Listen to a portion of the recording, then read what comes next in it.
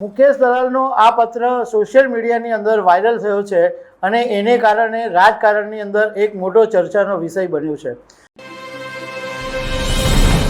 સુરતના ભાજપના સાંસદ મુકેશ દલાલે સુરત મ્યુનિસિપલ કોર્પોરેશન અને સુરત જિલ્લા કલેક્ટરને એક પત્ર લખ્યો છે અને સરની કામગીરી વિશે પૂછ્યું છે કે રાતોરાત મતદારો ગાયબ ક્યાં થઈ ગયા। અને મુકેશ દલાલનો આ પત્ર સોશિયલ મીડિયાની અંદર વાયરલ થયો છે અને એને કારણે રાજકારણની અંદર એક મોટો ચર્ચાનો વિષય બન્યો છે। તો આના વિશે હું તમારી સાથે વાત કરીશ। મારું નામ રાજેશ શાહ છે અને તમે જોઈ રહ્યા છો ગુજરાતના સૌથી મોટા ડિજિટલ ન્યૂઝ પ્લેટફોર્મ ખબરછે.com।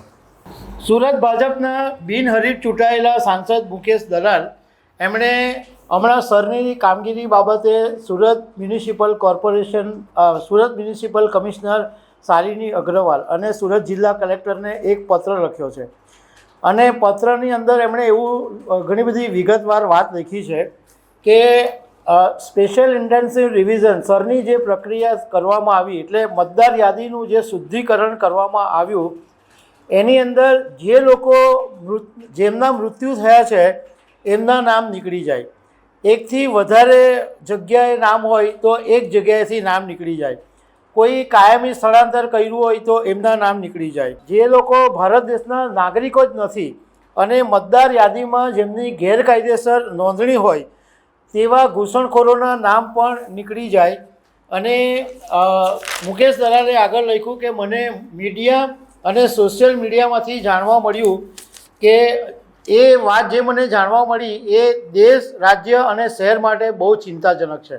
મુકેશ દલાલે એમ લખ્યું કે બીએલઓની ટીમ કેટલાક કુખ્યાત ગણાતા વિસ્તારોમાં નોંધણી માટે ગઈ ત્યારે મોટી સંખ્યામાં લોકો ઘરે તાળા મારીને ગાયબ થઈ ગયા હતા। જો આ મતદારો સાચા અને કાયદેસરના નાગરિક હોય તો ભાગવાની જરૂર કેમ પડી? રાતોરાત મોટી સંખ્યામાં લોકો ક્યાં અદૃશ્ય થઈ ગયા? શું તેઓ હવામાં ઓગળી ગયા? આવા બધા સવાલો મુકેશ દલાલે પત્રની અંદર પૂછ્યા છે। સાથે એમણે એવું લખ્યું કે આ રીતે લોકોનું ગાયબ થવું એ સુરતની શાંતિ, સલામતી અને અસ્મિતા માટે જોખમકારક છે।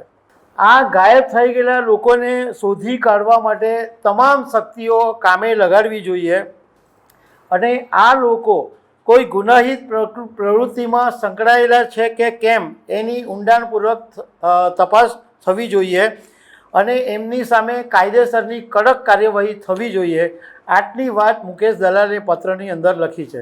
હવે મુકેશ દલાલે પત્રની અંદર કુખ્યાત ગણાતો વિસ્તાર લખ્યો છે પરંતુ આ વિસ્તારનું નામ નથી લખ્યું। પરંતુ મુકેશ દલાલ જે વિસ્તારની વાત કરી રહ્યા છે એ તાજેતરની અંદર જે સમાચારોમાં બહુ જ પ્રસિદ્ધ વાત થઈ હતી કે ઊન વિસ્તારની અંદર એક બાંગ્લા મોહલ્લો અને બાંગ્લાદેશ મિની બાંગ્લાદેશના વિસ્તાર તરીકે જેને ઓળખવામાં આવે છે એ વિસ્તારમાં બીએલઓ ગયા હતા ત્યારે લગભગ 500 લોકો ગાયબ થઈ ગયા હતા અને 50 જેટલા ઘરોમાં તાળા હતા। એ વાત સમાચારોમાં પ્રસિદ્ધ થયેલા એટલે મુકેશ દલાલ આ વાત કહેતા હોય એવું લાગી રહ્યું છે।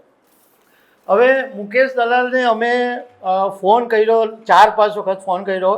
એક વખત વાત થઈ અને અમે એમને એમ પૂછ્યું કે તમે સુરત મ્યુનિસિપલ કોર્પોરેશન અને કલેક્ટરને પત્ર લખ્યો છે તો એમણે હા પાડી, પણ એ પછી એમણે કીધું કે હું મિટિંગમાં છું પછી તમને ફોન કરું। એ પછી અત્યારે જ્યાં સુધી વાત કરી રહ્યો છું ત્યાં સુધી એમનો ફોન નથી આવ્યો।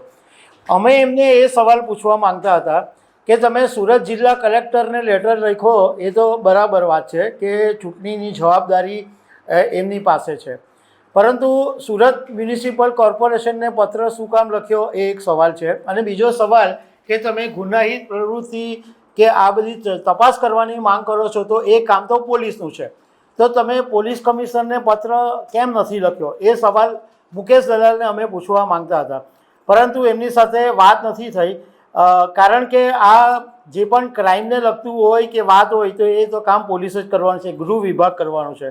તો કલેક્ટર પાસે આવે તો કલેક્ટર મોકલી શકે ખરા પોલીસને કે આ તપાસ કરો, પરંતુ જ્યારે સુરત મ્યુનિસિપલ કોર્પોરેશનને લખ્યો, કલેક્ટરને લખ્યો તો એક લેટર સુરત પોલીસ કમિશનરને પણ મોકલી દેવો જોઈતો હતો। તો દર્શક મિત્રો આવી અનેક વાતો સાથે અમે તમને મળતા રહીશું। Thank you very much.